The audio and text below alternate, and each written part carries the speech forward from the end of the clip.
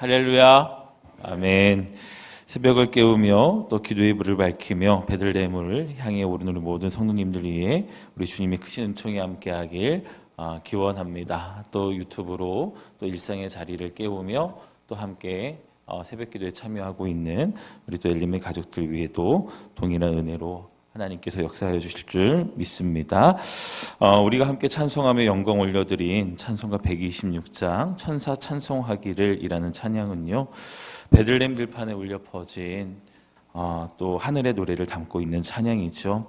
이 찬송이 우리 감리교인들에게 참 특별한 이유는 이 찬송을 또 작사한 찰스 웨슬리 목사님이 또 존 웨슬리 목사님의 동생이기 때문에도 그렇습니다. 웨슬리 목사님의 동생 찰스 웨슬리 목사님이 1739년에 지은 성탄의 찬송인데요. 이후 동역자 조지 휘필드가 첫 구절을 지금의 형태로 다듬었고, 또 19세기에는 독일 작곡가 멘델스존의 곡조를 영국 음악가 커밍스가 붙이면서 오늘 우리가 부르는 이 찬송이 완성되었습니다. 그러니까 이 한 곡 안에는요, 말씀을 전하던 복음 전도자들의 뜨거운 열정과 또 교회의 여러 세대에 걸친 성탄의 기쁨을 노래해온 역사가 함께 녹아있다고 할 수 있어요. 지금도 전 세계의 수많은 교회가 성탄절마다 이 찬송을 부르며 하늘과 땅을 가득 채운 그 영광의 찬양을 올려드리고 있습니다. 감리교인인 우리에게 감리교 운동의 심장부에서 흘러나온 이 고백을 오늘 이 자리에서 함께 이어가고 있다는 점에서도 의미가 깊다라고 할 수 있습니다. 가사를 보면 1절에서 베들레헴 말 구유에 누이신 아기가 사실은 영광 받으실 왕의 왕이심을 선포하고 있습니다. 또 2절에서는 하늘보다를 떠나 하늘에서 내려와 사람 몸을 입으신 성육신의 그 신비를 이야기하고 있죠. 또 그리고 3절에 이르면 이렇게 고백을 합니다. 의로우신 예수는 평화의 왕이시고 세상 빛이 되시며 우리 생명 대신에 죄인들을 불러서 거듭나게 하시고 영생하게 하시니 왕께 찬양하여라 라는 찬양으로 이제 찬양을 매듭지어 가고 있어요. 왕의 왕이 가장 낮은 자리까지 내려오셔서 평화의 왕, 세상의 빛, 우리의 생명이 되셨다는 그 복음의 핵심이 오늘 이 찬양에 담겨져 있음을 확인하게 됩니다. 우리가 이 새벽에 이 찬송을 부르는 것은 내 삶의 베들레헴 한가운데로 오신 주님을 다시 맞이하기 위함입니다.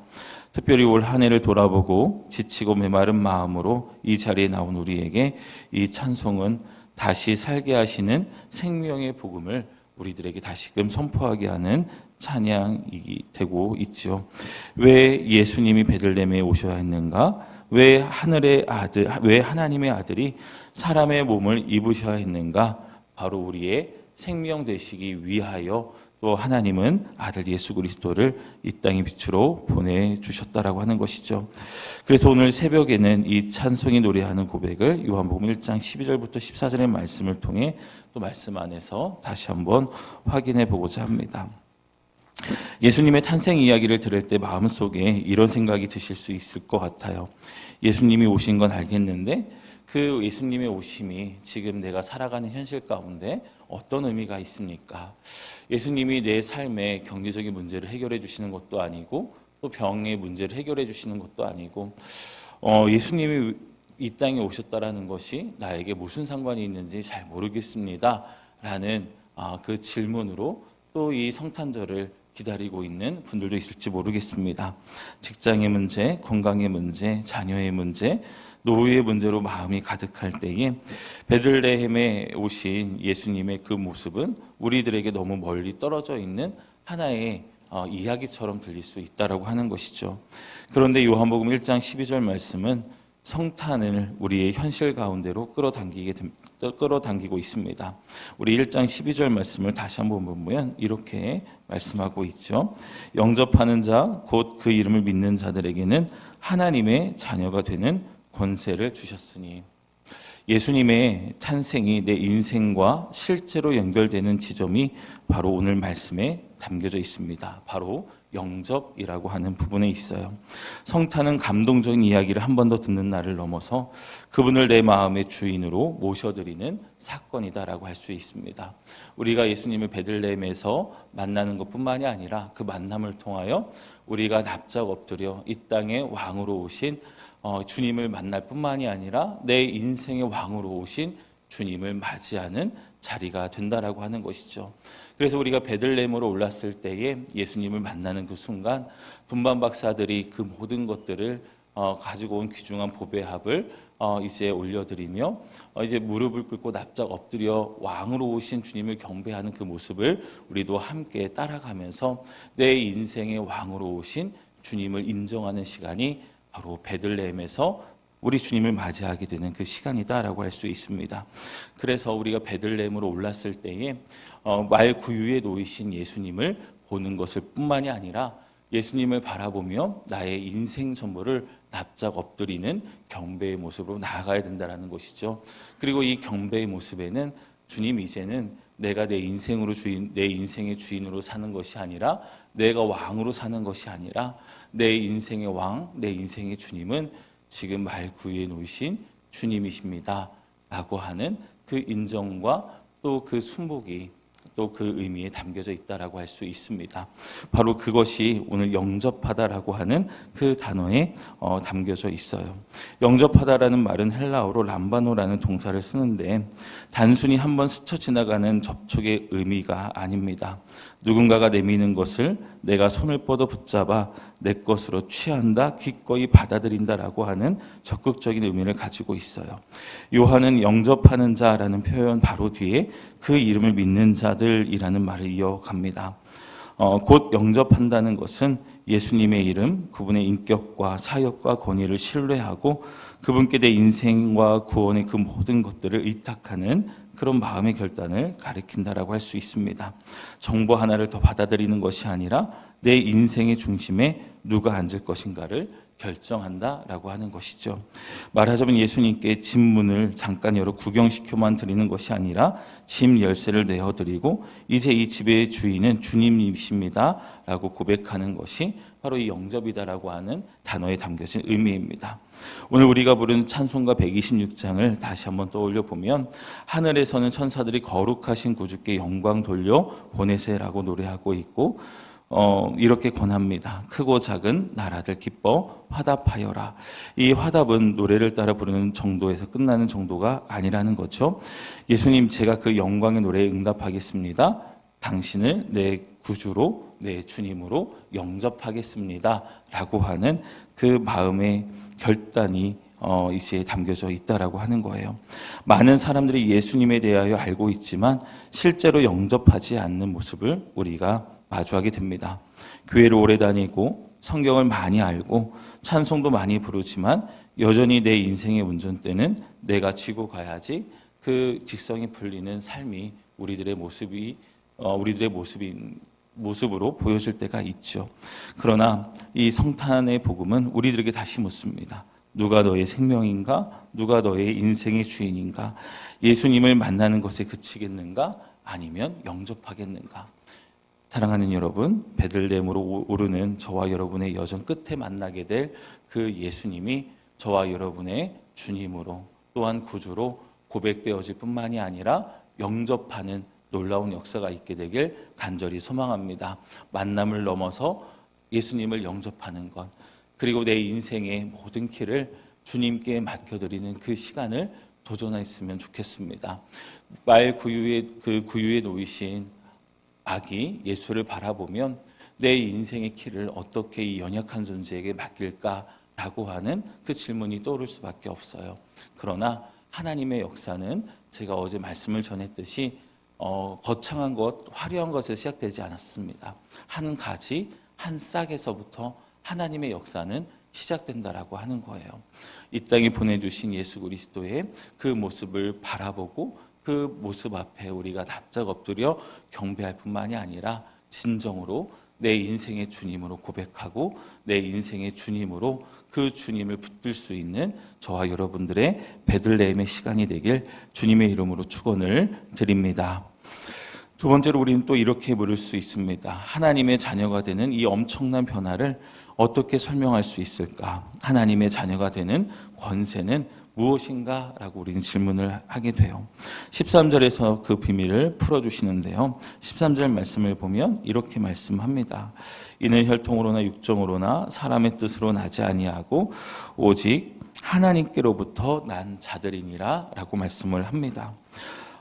성경은 세 가지 부정을 선언하죠. 첫째, 혈통으로나가 아닙니다.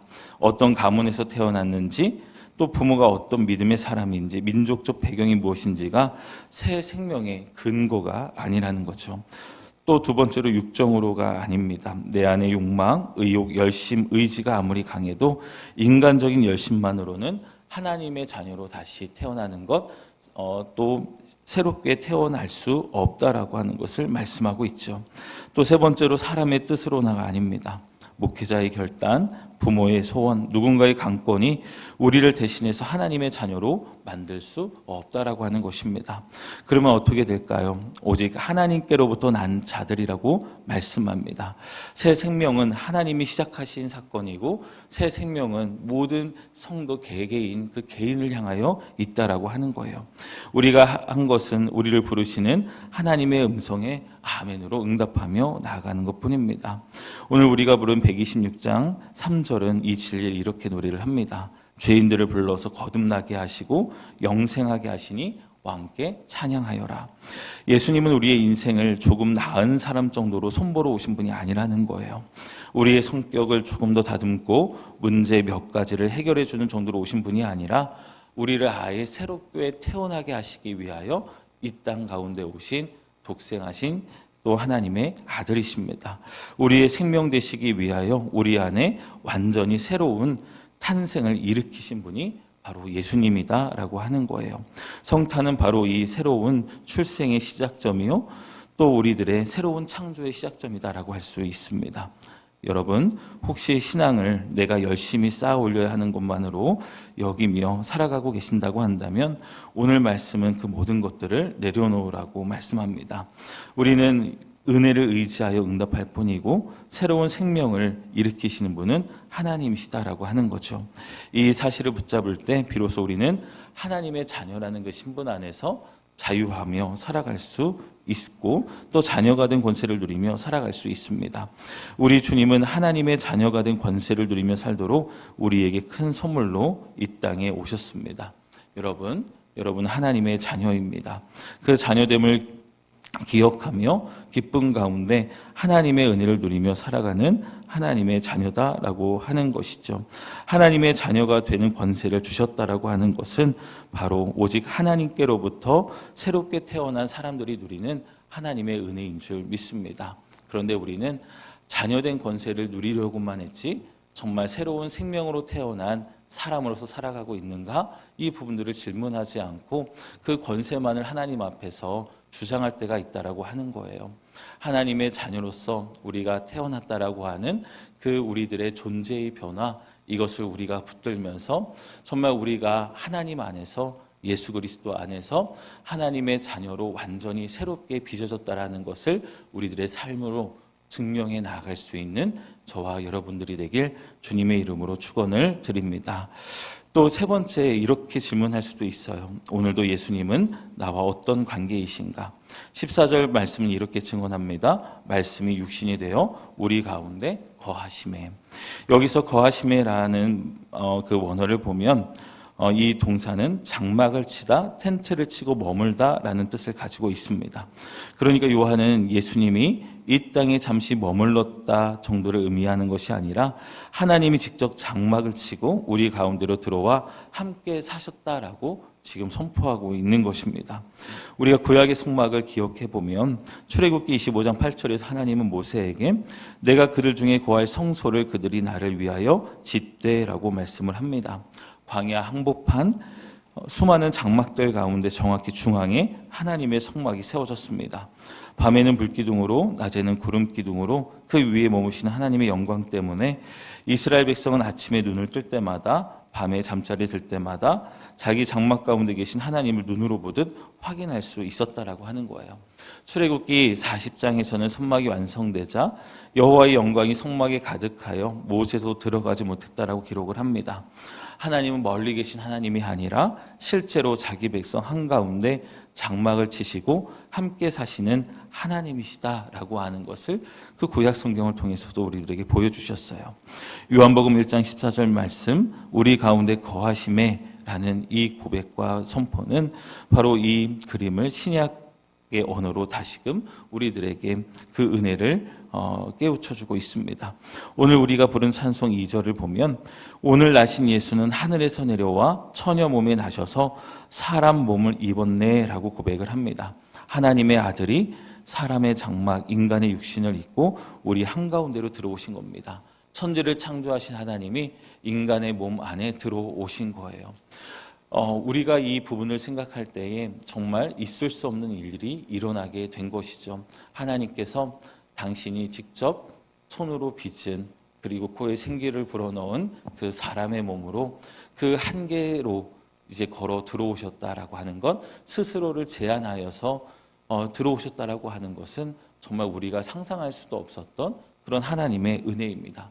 그는 근본 하나님과 동체시나 동등됨을 취할 것으로 여기지 아니하시고 종의 형체를 가지사 사람의 몸으로 낮아지셨다라고 하는 이 사도 바울의 이 선포 가운데에 정말 우리 하나님이 인간의 몸으로 이 땅에 오셨다라는 것이 어떤 의미인지를 너무나 잘 담고 있죠. 우리는 여전히 어둡고 차가운 현실 속에서 촛불 같은 믿음을 붙들고 나와 기도하며 주님 앞에 나아가고 있습니다. 주님은 우리 가운데 장막을 치시고 말씀과 성령으로 평강을 주시며 어둠 속에서 빛을 주시고 메마른 마음에 생기를 불어 넣어 주십니다. 여러분, 오늘 이 새벽에 우리가 다시 고백하기를 원합니다. 주님, 제 곁에 계신 손님으로 머무시는 것이 아니라 내 삶 가운데 생명되어 주심을 믿습니다. 주님과의 만남이 영접으로 이어지게 하시고 주님 안에서 살게 하시고 주님으로 인해 숨쉬게 하시고 주님을 위하여 살아가는 나의 삶이 되게 하여 주옵소서. 내 모든 인생의 키를 주님께 맡깁니다 라고 하는 그 인정과 그 순복의 기도로 오늘 이 새벽을 깨우는 저와 여러분들이 되길 간절히 소망합니다. 그래서 왕 대신 주님을 우리가 만나러 올라가는 이 베들레헴의 여정은 내가 주인 삼았던 그 모든 것들을 내려놓는 그 여정이라고 할 수 있어요.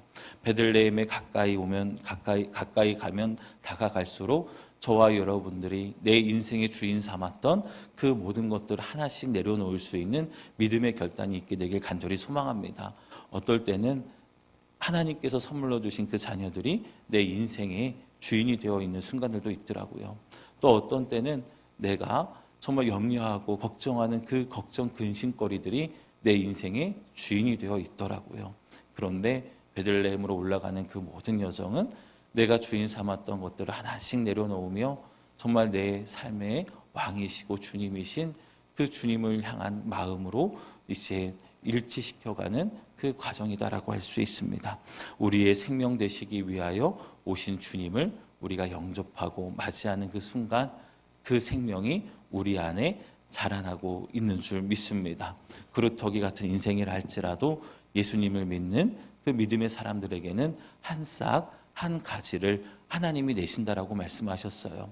사람들은 우리들의 잘려나간 인생의 시간들을 바라볼 수 있고 나 역시 내 인생에 잘려나간 그 여러 수많은 시간들을 바라보며 가슴을 쓸어낼 수밖에 없지만 여러분 안에 생명 되시기 위하여 찾아오신 하나님의 역사를 바라보는 믿음의 눈이 띄어지게 되길 간절히 소망합니다.